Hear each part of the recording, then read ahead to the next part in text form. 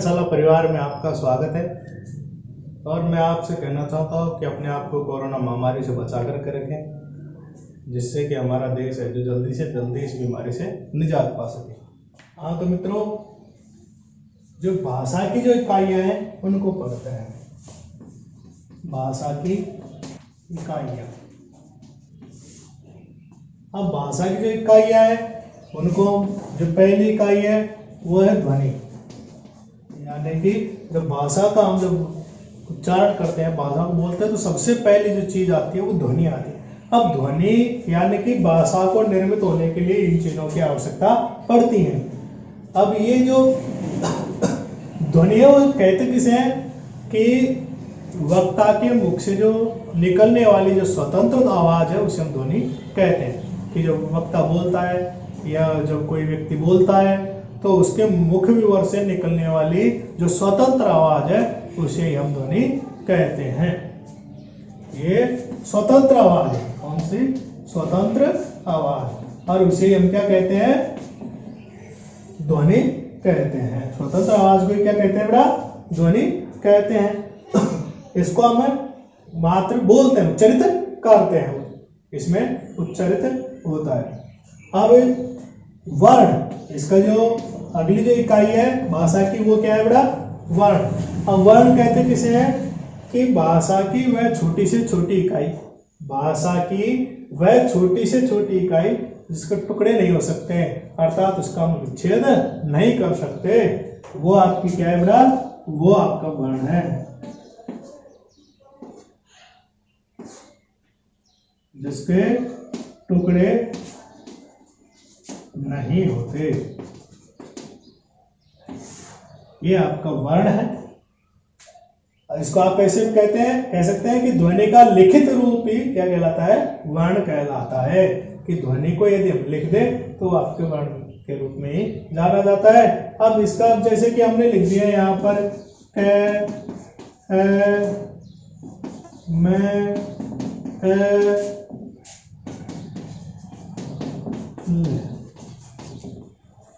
ये, अब इससे आगे इसके टुकड़े हम नहीं कर सकते, इसके हम टुकड़े नहीं कर सकते। तो कहने का तात्पर्य है कि भाषा की वह छोटी से छोटी इकाई जिसका हम वर्ण विच्छेद नहीं कर सकते, जिसके हम टुकड़े नहीं कर सकते, वो आपकी वर्ण है। और इसकी जो तीसरी इकाई है, भाषा की जो तीसरी इकाई है, उसके अंतर्गत आप है जो शब्द। कौन सा है? शब्द। अब शब्द कहते किसे हैं कि अब आप उसको कह सकते हैं कि वर्णों का सार्थक समूह, वर्णों का सार्थक समूह। क्या है? वर्णों का सार्थक समूह है। यानी कि दो या दो से अधिक जब वर्ण मिलते हैं तो वो शब्द का निर्माण करते हैं, परंतु वो वर्ण भी कैसे हो? सार्थक हो। उसका जब कोई अर्थ ही नहीं निकलता है तो वो निश्चित ही आपका शब्द नहीं है। जैसे कि हमने लिख दिया यहाँ पर कमल। अब यहाँ पर जो ये सार्थक है, अगर इसको आप जो उल्टा सीधा कर देंगे ले मैं कह, तो अब ये आपका शब्द नहीं है। कमल, इसका अर्थ निकलता हो सकता है कोई पुष्प हो सकता है किसी व्यक्ति का नाम, परंतु लमक ये कोई शब्द है नहीं, इसका कोई अर्थ ही नहीं है, इसका आप कहीं प्रयोग ही नहीं कर सकते, तो ये आपका शब्द नहीं है। शब्द ये है, इसका कोई अर्थ नहीं है, इसका कोई सार्थक अर्थ नहीं है, इसलिए शब्द नहीं है, शब्द ये है। तो इस तरह शब्द है जो कहते किसे है? वर्णों का सार्थक समूह ही शब्द कहलाता है। इसका जो अगली जो इकाई है वो पद है।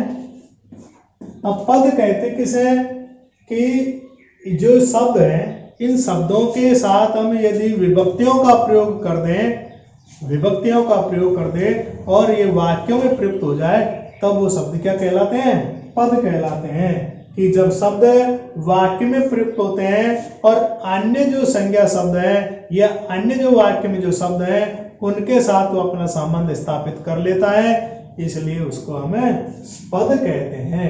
इसमें विभक्ति चिन्हों का भी प्रयोग होता है कि वाक्य में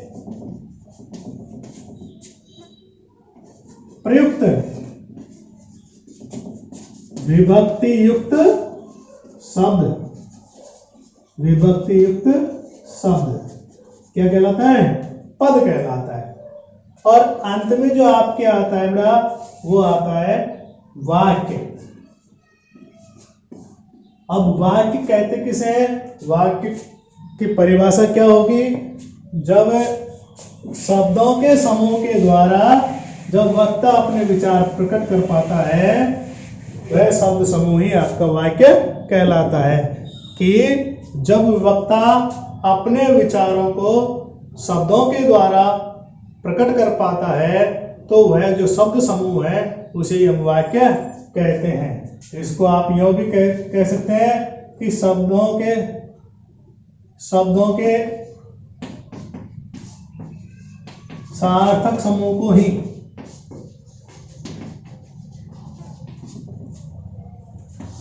वो शब्दों के सार्थक समूह को ही हम क्या कहेंगे? वाक्य कहेंगे।